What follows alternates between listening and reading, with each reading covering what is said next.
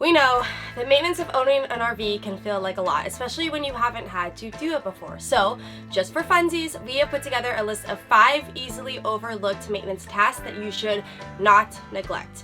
Because theoretically, missing one of these could burn down your trailer. Ooh. But first, here is the Fenton drone footage you didn't know you needed. What is up, you guys? It is Lauren and Sam. We are the trailer couple dedicated to that simple life, and it is another wonderful day to live in the burrito, which thankfully did not burn down. That's right. Sam and I could have been caught in a really awful situation about a month ago because we overlooked this simple task. So we figured we would relay our experience to you all. Now, this is not meant to be an all-encompassing maintenance checklist, but we do feel like there's a few easily overlooked things that we wanted to share with you. So the first thing that we recommend is to regularly inspect and perform routine maintenance on your RV power cord. About a month ago, we went out to inspect the power cord only because we were evacuating from Hurricane Ian to find this. And this is pretty scary stuff because we have Fenton the pup who's in the trailer throughout the day when we are at work, and this could have totally caused a fire while we were gone. So how did this even happen without Sam and I realizing it? Well, we are full-timers in our Airstream Travel trailer, and it gets hot here in South Carolina in the summer, and we just got through a brutally hot summer season here, and we were running our air conditioning a lot. Now, air conditioners have a huge energy demand. Just look and compare the difference between our summer energy bill versus our winter energy bill at our home-based location. Now, air conditioners are not the only appliance in RVs that require high energy demand. I mean, think about refrigerators, you've got water heaters, dehumidifiers, even the microwave. But a lot of these appliances are used only temporarily or cycle on and off throughout the day. And from our experience from submarine in areas that are a little bit hotter, I kid you not, our air conditioner runs from pretty much sun up to sundown, sustaining really high energy demands for long periods of time. Now, there are many different reasons for RV electrical damage, and many people think that the expensive surge protector or electrical management system that they bought has them covered. But this is one of those situations where it didn't. Did not. Right? Because it was related to normal yet high sustained electrical loads that were underneath the threshold that would trigger our surge protector to shut off the power. So definitely know the limitations of your surge protector or electrical management system, because there are certain situations where it doesn't have you covered. So how can we avoid this? Every once in a while, check to see if your plug housing feels hot if you know you've been running your AC for an extended amount of time. If it feels hot, that's not good. Periodically check for signs of burning or melting on your receptacle, the plug, the adapter, the surge protector, anything that is connected from your electrical box to the trailer. So over time, both the socket and the pins start to get dirty, damaged, and this leads to corrosion. This pins start to deteriorate, and overall this leads to just a less efficient circuit. This results in increased heat, which can over time cause melting of the cord, and then your trailer could burn down.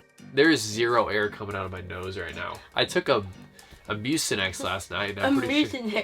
What? A Mucinex. A Mucinex. Our power cord is 8 years old. It has been a good little power cord, and we've never had any issues. We periodically do try to clean it with a brass brush, just to keep that connection as efficient as possible.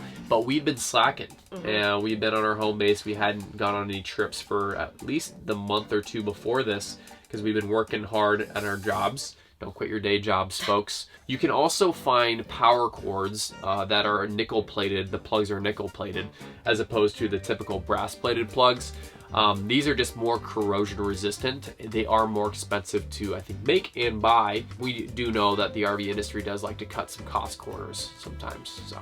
Also, always be sure to check your shore power receptacle. We have been to lots of RV parks where the socket on these has seen, to put it nicely, lots of love. So just never count on a campground having good power. Sometimes the current runs too high, sometimes the current runs too low, but a good EMS will tell you this, but that's another topic for another day. So we will definitely be trying to find ways to keep our trailer more cool in the summer. Maybe that looks like installing another sunshade. We aren't quite sure yet, but one thing is for sure, we will definitely be checking the condition of our power cord more regularly.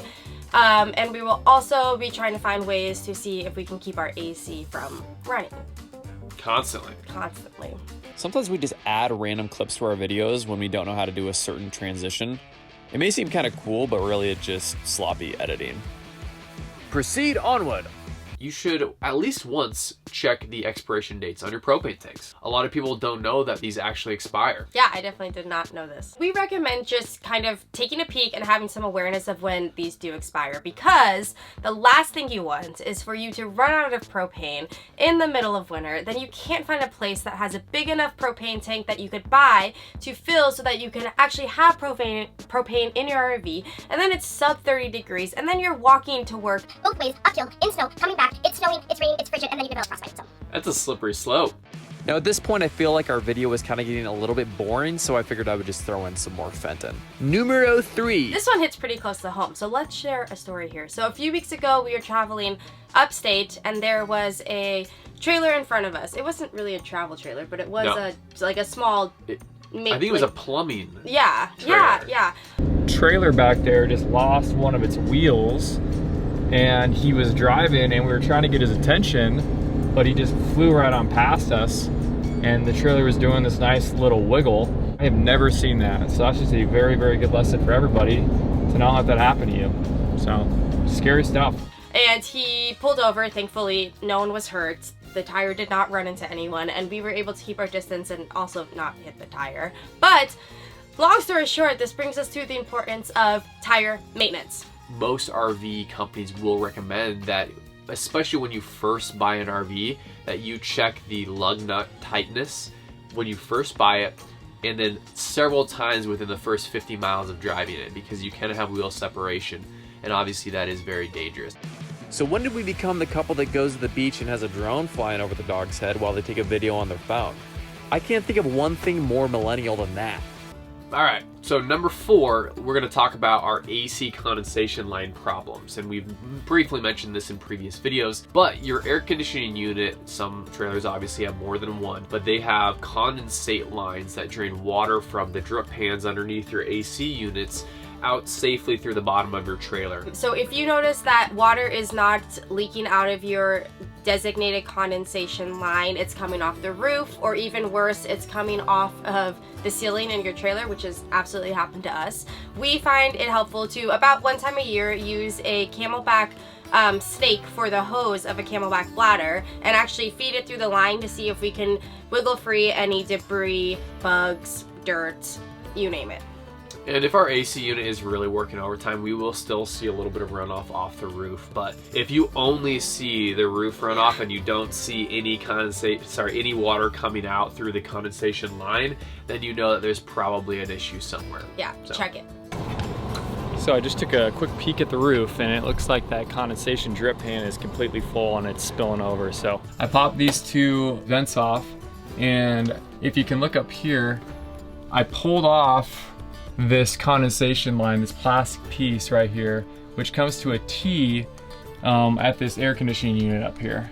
I don't know if you can see up there, but you have 2 condensation lines, one coming in from the left, one coming in from the right here, and they merge into this line here, which drains into your wheel well.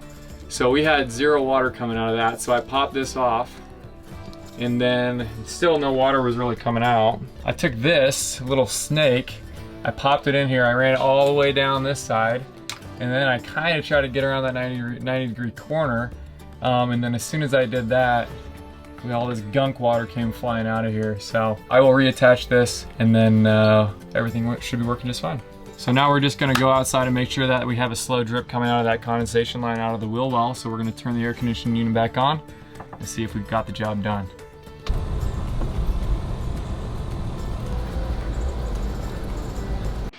Now here is Fenton running down the beach. He's running down the beach, and that was severely underthrown. More beach shots, more beach shots. It's kind of getting redundant, don't you think? All right, number 5. We're gonna make this one super quick. You should always check for leaking pipes, okay? This is routine maintenance that you should always do, especially after winter. And even if you winterize your trailer, sometimes it's not been winterized correctly. So you just wanna make sure everything works just fine so you don't have major issues down the road from a slow leaky pipe that you didn't notice for a couple of years. Yep. And also try to check for leaking pipes if you have been traveling with your trailer. As soon as you hook it up at the RV park, campground, wherever you're staying, just take a quick check of all of the pipes in the trailer to make sure that nothing was jiggled free while you were traveling. Alright, so we know we mentioned quite a few things here, and when you own a travel trailer or RV, sometimes it can feel kind of overwhelming in regards to the maintenance that needs to be done, but we promise if you try to add in a few of these extra things that maybe you didn't think of in regards to RV maintenance, you will save yourself a lot of headaches down the road. Trust us, we have learned from our mistakes. Yeah, and if any of you have owned a house before, you know there's a lot of maintenance associated with houses. Now this thing rolls down the road, so obviously there might be a little bit more.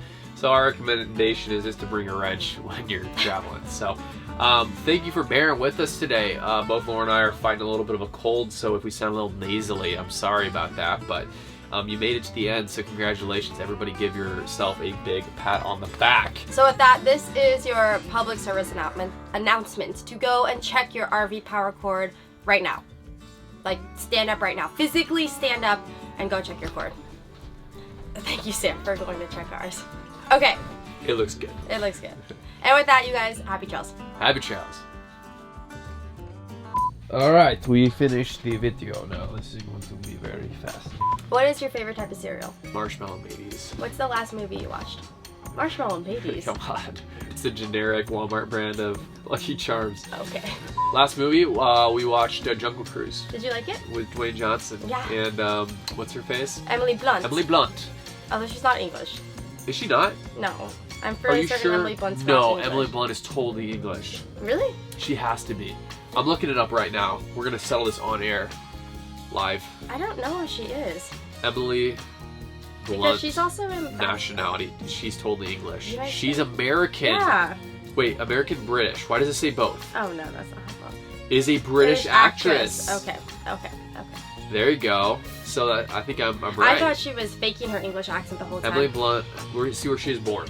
Any guesses? I'm gonna say in England. Yeah, I would say too. You're gonna say Texas. Emily Blunt born.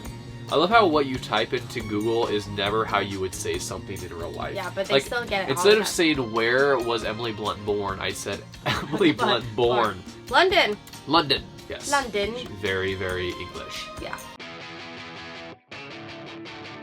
So I am a huge Dave Matthews fan. I love Dave Matthews. I've seen him live several times. I just appreciate the artistry behind his concerts. Lauren, on the other hand, not so much. I can't understand what he is saying. And that is hard for me because one reason I really enjoy listening to music is to be able to sing along to said music. And when I can't understand what he is saying, that makes it hard for me to sing along. In the 1920s, when scat was real big and bebop and boobity beep beep, scabbity boop bop, right? No one, they weren't even saying words, and lots of people listened to them. At least with Dave Matthews, you can Crash Into Me is pretty clear, right? And every fifth word, you're like, yeah, that was English, right? Every fifth. But the rhythmic, you know, like complexities of his music and the layers and the solos, it's incredible. So let us know what you think. If you like Dave Matthews, please let us know in the comments down below so you can validate my opinion. And if you do not, and you do not care, then Don't comment. Don't comment. That's fine.